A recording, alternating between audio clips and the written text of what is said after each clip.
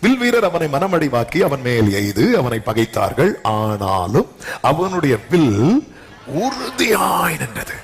அவன் புயங்கள் யாக்கோபுடைய வல்லவரின் கரங்களால் பலத்தன. இதனால் அவன் மேய்ப்பனும் இஸ்ரவேலின் கண்மலையும் ஆனான். ஆனான்ல, இந்த மேய்ப்பனும் கண்மலையும் ஆனான்னா, கண்மலைனாலே ஆதரவு, மேய்ப்பனாலே நடத்துதல். கடைசியில குடும்பத்துக்கு ஆதரவா இருந்து நடத்துனது யாருதான்? யோசி. இதுதான் காட்ஸ் பிளான். ஹல்லேலூயா. நீங்க நல்லா கவனிச்சீங்கன்னா தெரியும், சகோதரர்கள் எல்லாம் யோசேப்பை தவிர்க்க நினைத்தார்கள். ஆனா கர்த்தருடைய திட்டம் என்ன தெரியுமா? இந்த குடும்பத்துக்கு அவன் தவிர்க்கப்பட முடியாதவனாய் கர்த்தர் மாற்றி விட்டார். இன்னைக்கு என்ன எல்லாருமே தவிர்க்கிறாங்க. அவங்க எந்த ஒரு டிஸ்கஷனுக்கு என்ன கூட மாட்டேங்கிறாங்க. அவங்க சந்தோஷத்துக்கு என்ன கூட மாட்டேங்கிறாங்க.